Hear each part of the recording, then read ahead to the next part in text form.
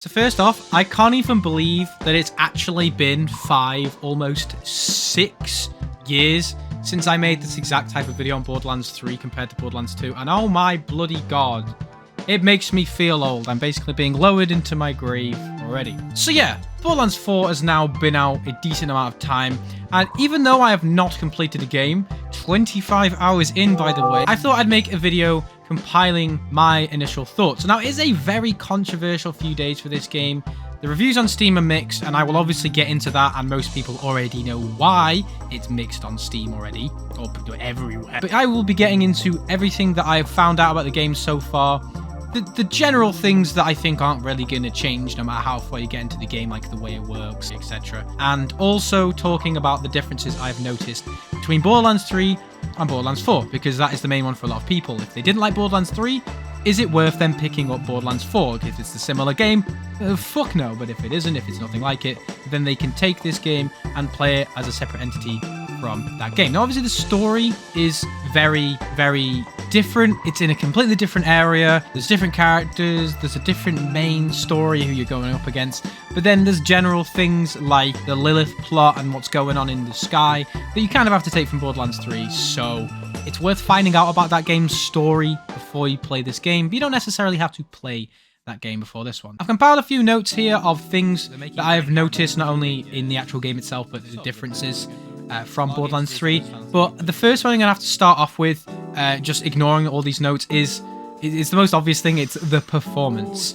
Now, I really wanted to stream this game, as I'd done every single Borderlands game up until, well, the point where Borderlands 4 came out, which was the end of the pre-sequel. I didn't get to 3.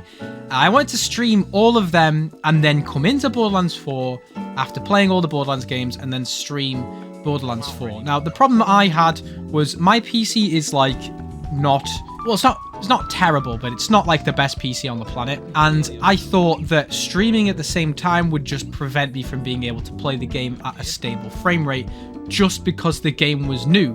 Little did I know that this game runs like me, aka never, or very badly. Going into this game with high hopes about being able to stream it and also being able to just like experience it in general, went to fucking shit when I tried to play the game 1080p, low settings, 3060 Ti, and a Ryzen 5 5700X, and I could barely push 40. The lowest settings, by the way, with DLSS turned on.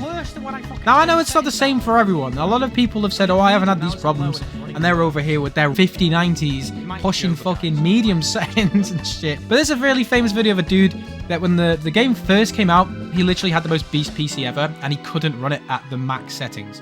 Which, if someone with the best components on the entire market can't run the game at its intended playability, which will be max settings, it's how the game would really supposed to be run at the best settings, that's a problem. How have Gearbox tested it? Do they have better than the best PC? And we're getting 80s and 90s on a 5090. This is too much. It's too much unoptimization, not too much FPS. I mean, it's not struggling at 1080p, right? It's 80 plus FPS pretty much all of the time. Or 70 plus, I guess, because nothing is happening on screen. I'm going to see the boss again at 1080p resolution. Check out the FPS there. But it's really unstable in terms of frame times, and it's also really low in terms of frame rates. By the way, just to sort of clarify what I meant, I didn't mean it doesn't run at all. I just meant that it should not be running at less than 90 FPS, 1080p, with a 5090. Bro, what do you mean? There is no way you're telling me that's how the game should run. So that's what I mean. He can't run the game, bro. You should be running it at like easily 144 or 240. Something like that. In 1080p, by the way. Bear in mind the 5090 is meant for like 4K gaming. This is 1080p gaming, bro. You should be getting at least 144. Either way, it's a massive problem, and I know they're going to be able to fix it in future, but that shouldn't be how it goes. I'm not really someone who plays new games very often. I usually get them when they're on sale, but considering this is a Borderlands game, you know, I kind of had to buy the game new. I mean, it's just one of them things, I guess. The game still shouldn't be like this, and it shouldn't ever require you to have to update the game in future for it to be good. I hate the stance that companies take now. They release an unfinished, unoptimized game, and then they bolster people into pre-ordering it, knowing that it's going to be like that, for them to just release updates in the weeks to come that fix it. Yeah, it's fair that they fix it, like with Cyberpunk, but Cyberpunk deserved all the criticism it got, and still technically does, for releasing in such a shit state, and this game deserves it as well. It's a great game, but that fundamental part of it, being able to run it, didn't work in the first few days for people who wanted to just experience it on what they would consider a good rig. Plus, added to the fact that this time last year, Focus Entertainment, a company that isn't even half as big as Gearbox, released Warhammer 40k Space Marine 2. It's probably one of only 3 games I have ever bought on day one. I bought Titanfall 2, I bought Space Marine 2, and I bought Borderlands 4. Those games both worked absolutely perfectly, no flaws. Yes, Space Marine 2 is a difficult game to run, and it still required me to adjust my settings accordingly, but the game still looks absolutely amazing at low settings. I didn't have to put any of these weird ass frame gen things. The whole game just worked. Quoting Todd Howard, but this time the game actually worked. 16 times the... And also the fact that it was more realistic with the specs. Like, yes, I'm not going to be able to run it at super high settings with a 3060 with a 5700. It's just not going to happen. This game, I should at least be expected to run it at medium settings, or, you know, low at a consistent frame rate, not it dipping into like 30s when I go into a new area. Anyway, people know about the performance issues. I'm not going to keep rambling on about it. It's bad, blah-de-blah, mixed reviews, all that whatnot. So now let's talk about the good thing, because we're 5.5 minutes in. It's the game. Now, jumping into the actual game of Borderlands 4 itself, I was instantly hooked on the new 4 characters, but specifically Vex. She was the one that took my heart when I first saw her. Not only because of Siren, obviously, but the look of this Siren. My favorite color is purple, and I love Sirens. I think that kind of tells you all I need to know about her characters. Oh, baby! Oh, yeah! I have no idea how I always managed to pick women in these games, by the way. Like, it was Lilith in the first game, Maya in the second game, Athena in the pre-sequel, Mo's in the third game, and now Vex in this one. I guess I just have a taste for specific builds and specific types of... well, yeah. The one thing I noticed first off is that the UI is a bit all over the place. It's better lag-wise than Borderlands 3, like a lot smoother. I remember the problems Borderlands 3 still has, but it was really bad when it released. Wasn't really made for PC. I could tell it was sort of made for more like controller-based playing. This UI is a lot more attuned for PC. It's individual like clicky clackies instead of dragging stuff in. If you played Borderlands 3 and you play this game, you kind of know what I feel like, but this menu is a lot more easily digestible for people who are on PC. The UI is very overcomplicated though for no reason, and it's kind of gone backwards since the days of Borderlands pre-sequel and Borderlands 2. Remember back in those games where you had a real-time rendered menu that kept you in the game while relaying all the information to you in a simple, compact package that, well, not only holds up today, but looks incredibly unique all these years later. I don't think I've ever seen a game like this that's done something similar. Obviously, there is going to be a game out there. I haven't played every single game under the sun, but it's a lot better than Borderlands 4. The character behind it as well, it's a lot more vibrant with Borderlands 2 in the pre-sequel. And this game, it just sort of comes down to a very simple menu with your character over there, your guns in the middle, and then your equipment and guns on the right side. It works and it relays everything you need to know, but there's a lot going on, and also it's kind of just a bit generic. It's not the best. I do prefer Borderlands 2's. Even Borderlands 3's was sort of like a mix of what we have now in Borderlands 2's, and that was still sort of meh, so regressing even further is... As I said, I've gotten used to it now, but it's still a bit shit, mate. The guns I got at the beginning of the game are also way too powerful. I know, like, pre-order bonuses and such, but I got one gun that was locked at max level that I put in my bank. Why not make the OP as fuck Malawan SMG you get at the game also like that? Because I would have preferred the first time now playing this game for me to have to work my way up with the whites and then the greens. Because now I find myself not even bothering with those type of weapons because I've got a legendary SMG at the beginning of the game. I know in Borderlands 2 you got the gearbox weapons, but they weren't OP and they were still white rarity, technically, and you would very quickly get a gun that was maybe green or a higher white that was better. Now if you start the game off with the legendary, I had no reason to use it. Maybe it's not going to be the same on my second playthrough, but I still kind of had that weird ick for that sort of thing. And they're being given to these, and I'm going to say it, people, I'm going to say it because you're going to have to fucking hear it. We're giving the guns to these fucking pre-orderers. Also, this is not what a first-time player should have 30 minutes, by the way, into the game. Just putting that out. A cool thing that I did notice, and I always appreciate this about games because I feel like it's one of the most underrated parts because it's sort of in the background, you don't notice it as much, is the music. The music in this game slaps so incredibly hard. I feel like I was Chris Rock about 4 years ago. I think it was 4 years ago. Was that 4 years ago? It was 3 years ago. Oh my days, I'm actually in my grave. Kind of reminds me of a mix between Borderlands 1 and like Doom music, which is amazing. A lot of it reminds me of the old simple country sounding soundtrack that Borderlands 1 has. And then you go play Doom and then realize that there's a riff every half a second. And that's sort of the same vibe I get. It's really interesting because there's the mix between very relaxing and very intense music, sort of mixed into one. Now the next one is also sort of connected to the UI in a way, but it's not like the game itself's UI, it's like the menus that we go through UI. And it's something I like to coin the Call of Duty Modern Warfare 2019 effect, where every part of a menu has to have the most overcomplicated, most confusing ass amount of settings, and also not have them work properly. COD 2019 is the first game I remember doing this very, very, very complicated menu system. Now in PC, it's always been a bit more complicated than console, you know, because like your graphic settings and all that.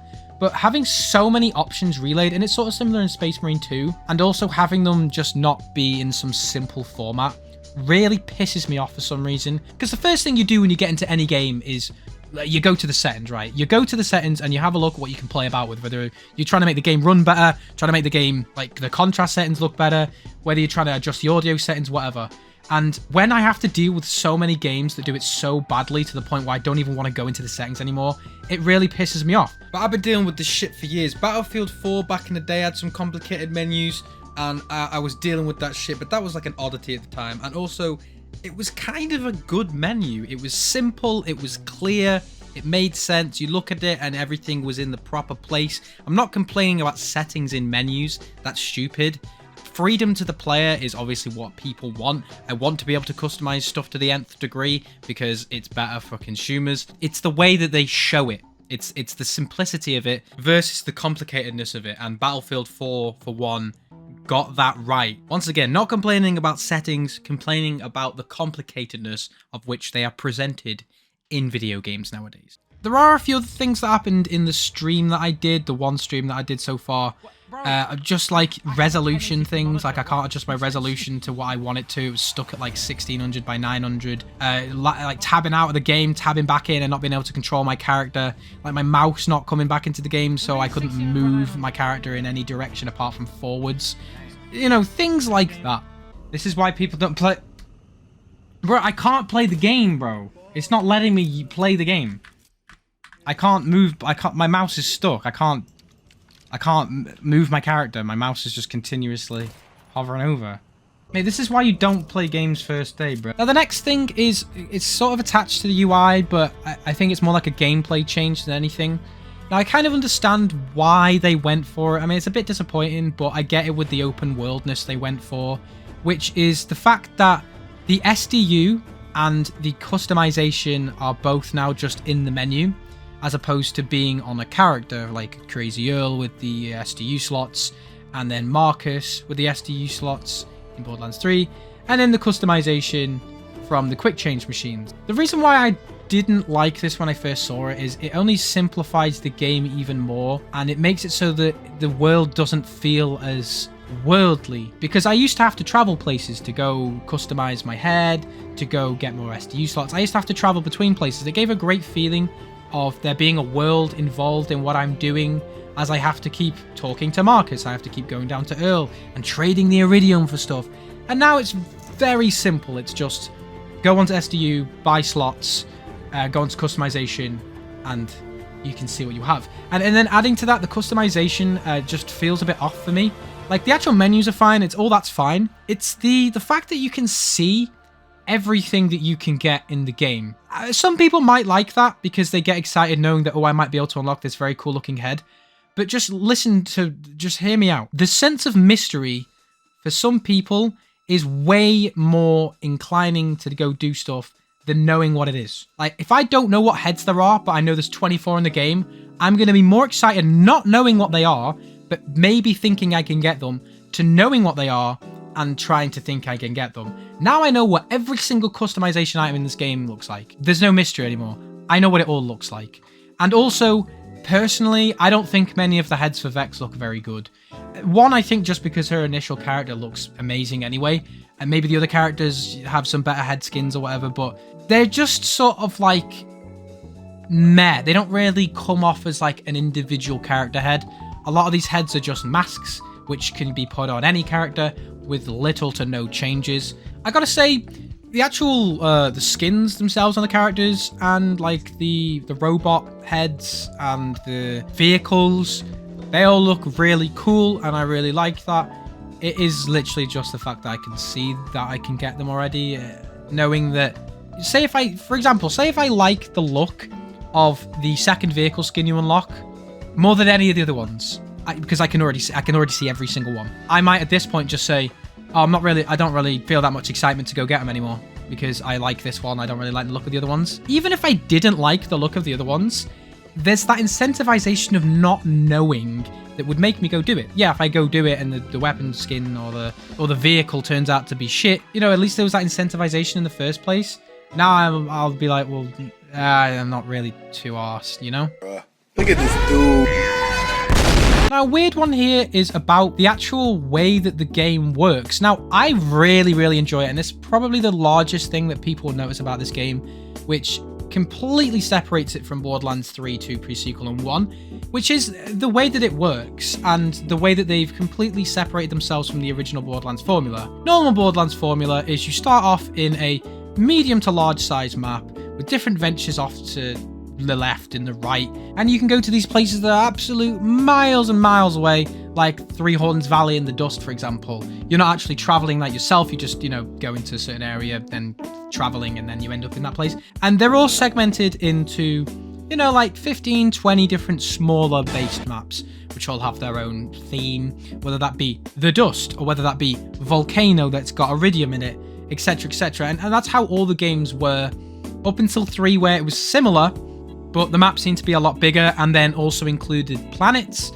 Borderlands 3, I feel like, was the most confusing for me because of how many maps there were and how many planets there were. It really seemed to me like they wanted to do what they've done with Borderlands 4, but they still wanted to stick to the old formula of Borderlands, because if you look at how many planets and how many maps there are on each planet and how many parts there are on that each map on each place, it's just there's so many. There's too many. Like, go back and look at Borderlands 2.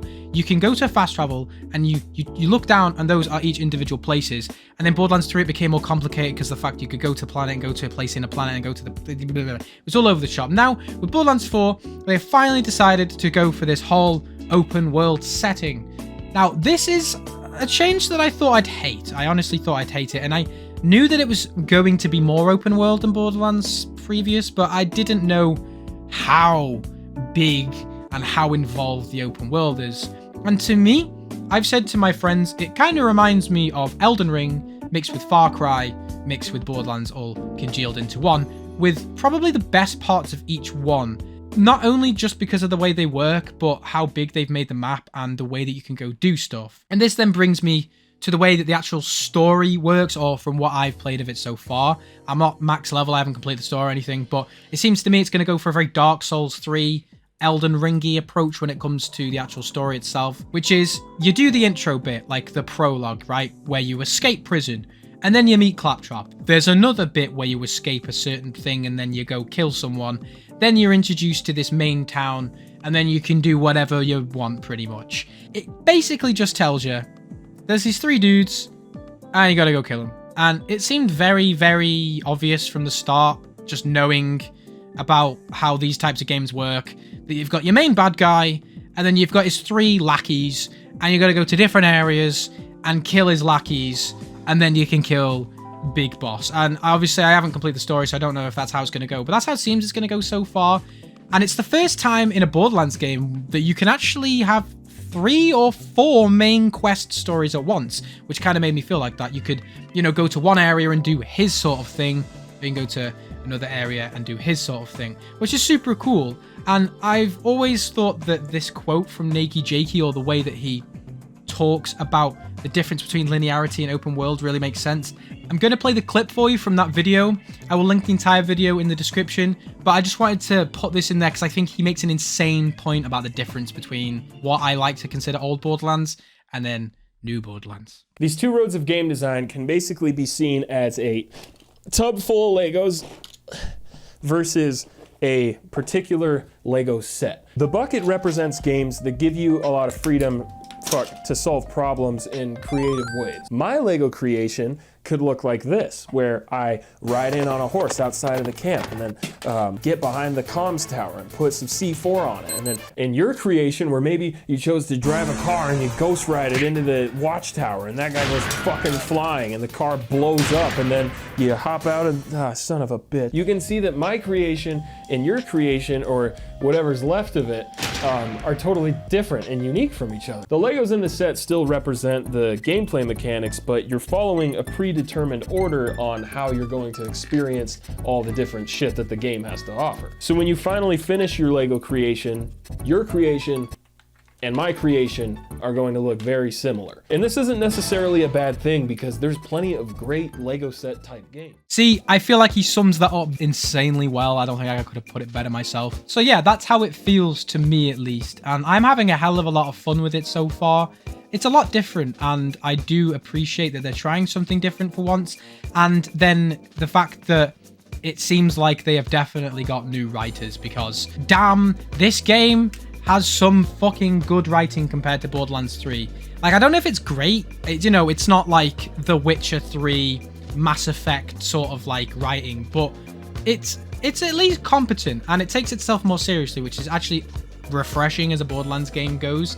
And it's instantly better than Borderlands 3. The entire story so far, the first 5 minutes were better than Borderlands 3. You know, you're not being nagged by these super fucking annoying echo streamers, and the villain wants to kill you, and that's pretty much as far as it goes so far, which is interesting because, yeah, you've had villains in the past that wanted to kill you, but they are a bit jokey, a bit all over the shop. This guy is just like, he's not taking shit, bro. He ain't joking about anything, which is super refreshing, and it's nice to just be able to play a game like that from Borderlands at least. I mean, if I ever go back and play Borderlands 3, it will probably be the most jarring thing I'll ever do. It's nice not seeing people crack jokes every 2 seconds, and that game had a hell of a lot of that, which turned a hell of a lot of people off, including myself. What up, my bandit orphans? Now for the looks of the game and the gunplay of the game. Now, I know I've already talked about performance, so let's just negate that fact, because yeah, the game doesn't look that much better than Borderlands 3, yet runs terribly. I just think it's optimization, honestly. Yeah. The game looks incredible. Even if I'm playing it on medium settings, it's got that unique style to it. The only thing I can complain about is the fact that I think it is extremely colorful, like almost obnoxiously colorful. Like, look at this blood as well, bro. That is paint. Look how red it is. That is literally fucking paint. Blood isn't that red, bro. What do you mean? As I said, I recently done a stream of all the Borderlands games leading up to Borderlands 4 coming out. Obviously, you know, I've accidentally missed 3, but I've played a fuckload of anyway. And coming from them to this game is jarring. It almost hurts my eyes how penetrative the colors are. Now, I know my monitor is a very high contrast. It's got a lot of color in it, but you know, it's the same for every single game I play. So I'm used to a certain color palette now. So it's not like I'm jumping into this game and it just happens to be like that. Now, I know Borderlands has always been this very colorful, cel-shaded game, but it's never been this colorful. Moving from that, from what it looks like to what it plays like, because it can make a difference what it looks like to what it plays like. And the game plays insanely good. I remember when Borderlands 3 came out, and even till almost this day, I have argued that I don't prefer Borderlands 3's gameplay to Borderlands 2's gameplay to Borderlands pre-sequels ones, whatever. I've always said that Borderlands 2 and the pre-sequels gameplay has its own merits. I think it's very fun, I think it holds up, and I think that you can still go back and enjoy it. I also said Borderlands 3 is very similar. It's a very fun system. You can play it for hours, touch your brain off, but it also has negatives, as obviously Borderlands 2 and pre-sequel does. But to say it's objectively better, like I've heard some people say, is just wrong in my opinion. And once again, I know I'm pretty much in the minority here, but I don't think Borderlands 3's gameplay is as great as people say it is.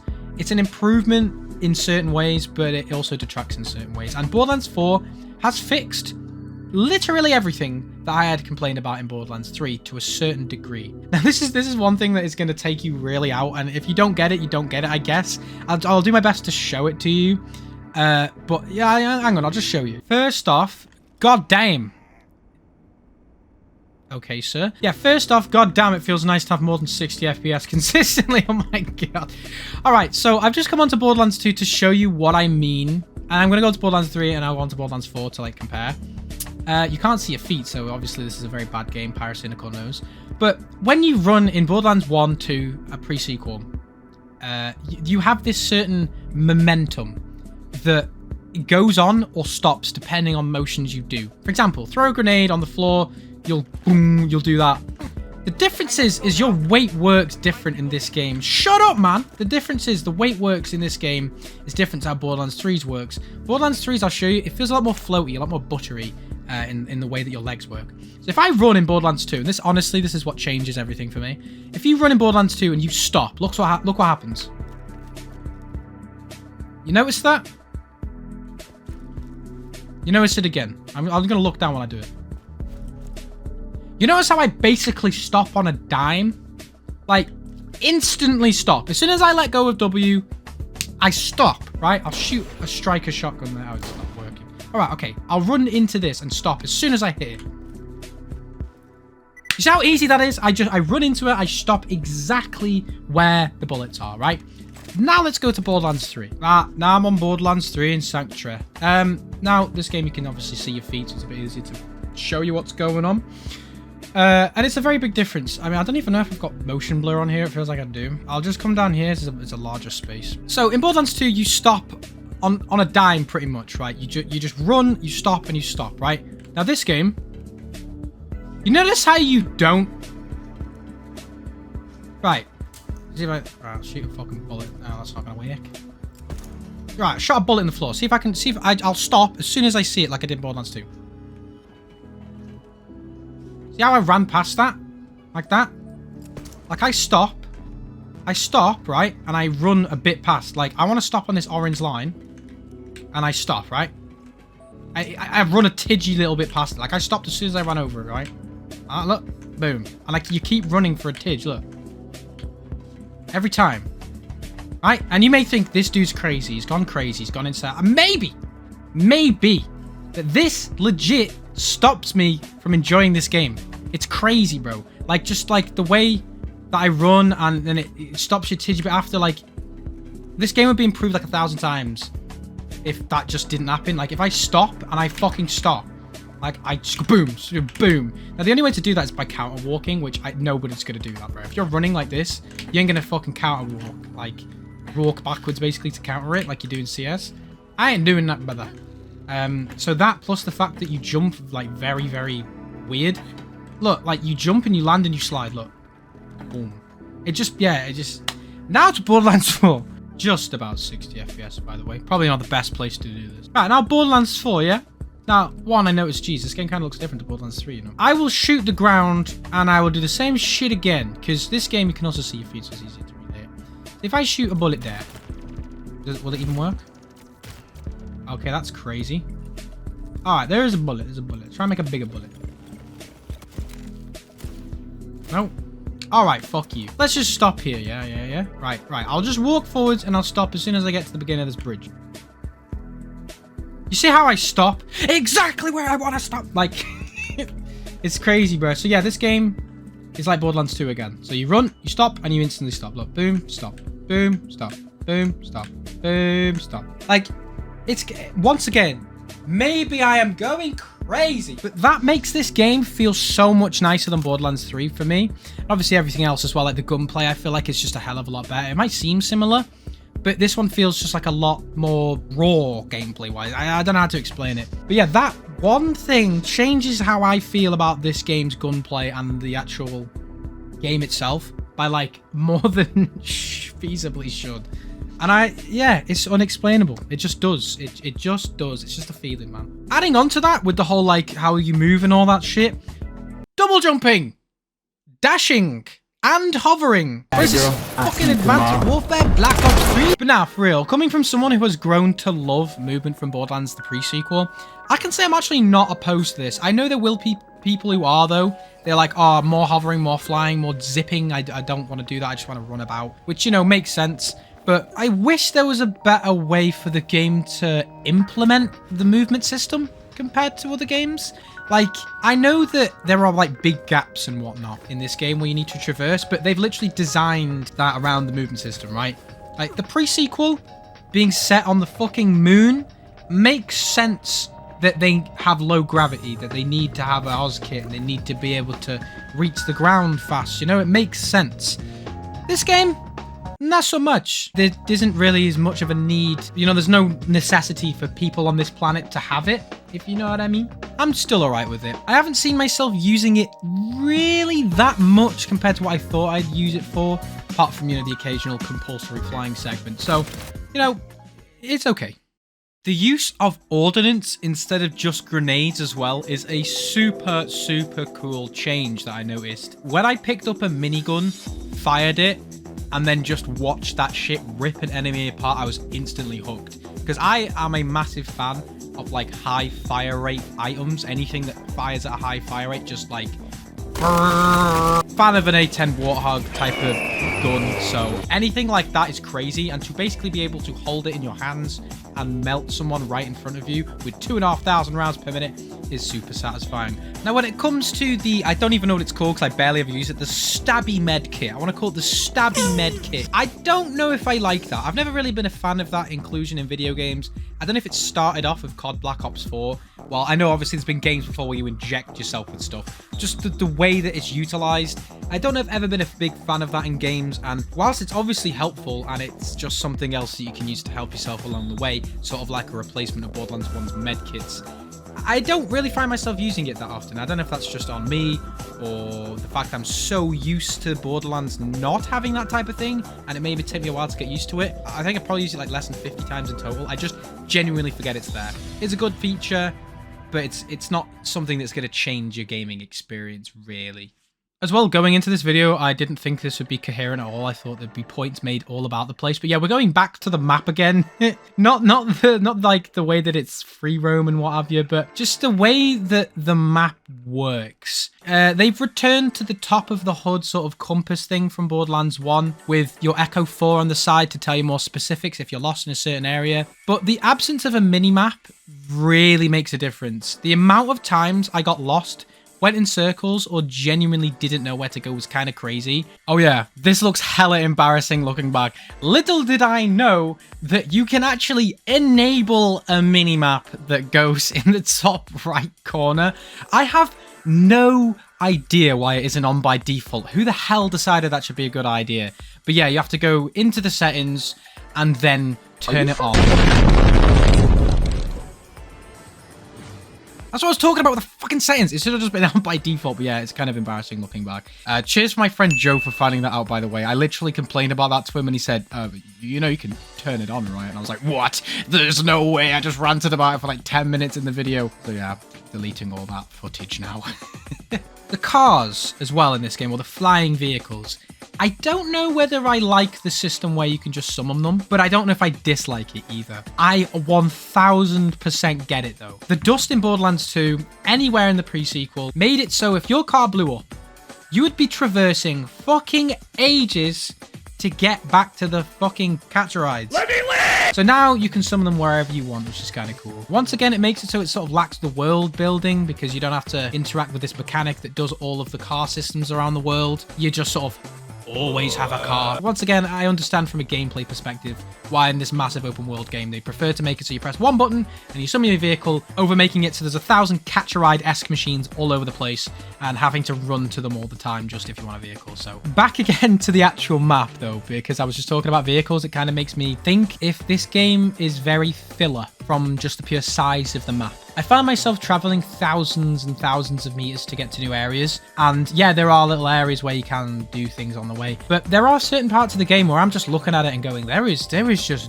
nothing here. Like, I know that not everything in the game and everywhere has to have something to do. Much like real life, there are many parts of it where there are just fields and mountains with nothing else. But man, like, there are literally too many parts from what I've played already that just have nothing. It gets a bit better the further on into the game you get. I feel like the initial area is the most like what I'm complaining about here. But damn, yeah, there is a lot of places where you could have shortened them by like a third, and they would have been a much better size. Still have places with nothing in, but not bare bones. Like, there are places with nothing in, and then there's places that are bare bones where you don't see anything for ages, and I feel like at least the first zone mostly suffers with that. Now, the last thing I'm going to be talking about, because this video has been going on for a long time, and once again, I will be making a second part to this once I've completed the game, thinking about whether I've made the wrong thoughts here, or, you know, just general things like how good's the story, what do I think about the story, the end of the story, mostly to do with the story. It's the voice lines. Oh my actual god. This game's voice lines make every previous game look like shit, especially Borderlands 2. I hate to say it, but man, that game is absolutely tragic when it comes to the relaying of information between Vault Hunters and anyone else, because there is literally nothing until the DLCs. You know, you talk in combat encounters, you talk when you're AFK and your character's complaining that they're bored, but damn, it feels crazy considering Maya's my favorite character. Yeah, she has more lines in like the first 2 seconds she's in Borderlands 3 than the entirety of Borderlands 2, obviously until the DLCs. And even in Borderlands the pre-sequel and Borderlands 3, they did have that more interactive stuff, and now it's been in more games than it hasn't, which is crazy to me. But this game really truly perfects it. Borderlands 3, you get your individual unique voice lines like you do in the pre-sequel, and also you get that more targeted dialogue like you did have in the pre-sequel, but not really in 3. For example, in the pre-sequel, if you talk to someone as Jack's doppelganger, or say if you talk to Jack as Jack's doppelganger, he would directly reference the fact that you are Jack's doppelganger. Like, he'd say, oh, you're that handsome fella that I hired to come protect me, or something like that. And in 3, it was less of that. It was, you would talk to an NPC, and your character would say different stuff. Like, Zane would say something quippy in Irish, Flack would say something like brr, brr, brr, brr, and then the NPC would react in the exact same way. So replaying the game would just make it so you only wanted to know what your character was going to say. The NPC would always say the same line. Borderlands 4 is a mix of both of them in the best ways possible. Now, Vex, once again, is probably the perfect choice for me, because I love that, like, bitchy, don't give a shit, sort of overconfident vibe that her character gives off. You know, Mose gave it off as well, Lilith gave it off, Maya gave it off, Athena gave it off, stuff like that. But now when you interact with someone, not only will you say a unique line, a lot of the time they will directly contribute to your character's dialogue. Like, they will argue with you, your character. They will argue with Vex about something. They will talk to Vex as if she stood right in front of them. Like, oh, I'm scared of your, name a specific part of her here. You know, like, you're a siren, or I've never seen a siren before, stuff like that. It's so cool. The only thing I did wish is that Amara directly references that, because she's talking about her being a siren, yet she doesn't talk about the fact Vex is not only a siren, but has completely different tattoos to her. That would have been cool, but they are definitely gone in the right direction when it comes to the dialogue, and it is so cool. Now it makes me want to go do side quests just to hear Vex having conversations with other people. It obviously is character building, world building, lore building. It blows my head. Every time a cutscene comes on, or, you know, like someone talks, I will immediately pause whatever I'm doing. You know, if I have music playing, I'll pause that. I'll just listen to the conversation they're having. It's so immersive, and I absolutely love it. And now it kind of ruins the older games for me from the story, especially like Borderlands 1, where there is barely any dialogue even in the missions, because most of the talking is done through text, and you'll barely hear anyone talking. If you go from that game to this game, oh my god, it's crazy. And it's not only that, it's just the fact that the competent writing also adds to the immersion and the me wanting to know about stuff. Borderlands 3, if they had this system, I would be like, yeah, cool. Like, the characters that you played as, the Vault Hunters themselves, they had pretty good dialogue, but fucking everyone else could go jump off a cliff for all I was concerned. Definitely the best thing in this game, and that's why I saved it for last. So yeah, thanks for sticking around. I know this video is really long, but I just wanted to get everything I've seen so far off my chest. Overall, this game is absolutely incredible apart from all the performance issues, and I feel like, once again, they shouldn't have had them in the first place. It's absolutely shit that they even need to put out patches. I will never ever respect that from game devs. Just because you can fix it with patches does not mean you should ever resort to that just because you're lazy. Optimize your fucking games. It's not just Gearbox, it's like every game developer nowadays. The games aren't getting that much better looking. It should not take that much more performance. And honestly, there's kind of like a weird conspiracy theory that they're not optimizing games on purpose, just so you get more computer parts, because like they get sponsored by Nvidia and AMD and Intel and all that shit. Yeah, it's a separate thing. But yeah, this game is actually competent, which obviously I haven't finished it, but it is fucking really long. Like, have you noticed that I've played this game? I'm not the worst Borderlands player out there. I'm not the best. And I don't play games. I don't just bum rush the games. I won't play them for like 12 hours a day every day until I complete it. I like taking my time with them. But I've already played the game for 25 hours, and I would have completed Borderlands 2 twice at that point, and I barely even got halfway through the story. So, mad. You know, a competent game, very long game, fix your performance issues. I do recommend buying it. Not yet, though. If you want to buy it, don't buy it yet. Buy it when it's on sale, or buy it when they fix everything and apologize for it, because it is not worth what I paid for it right now, just for the performance. And yeah, if you can wait till Christmas, get it for like £20 off, £10 off, do that. Other than that, guys, once again, sorry for wagging your ear off. It's been LFX, and I will see you in the next video, guys, possibly part 2.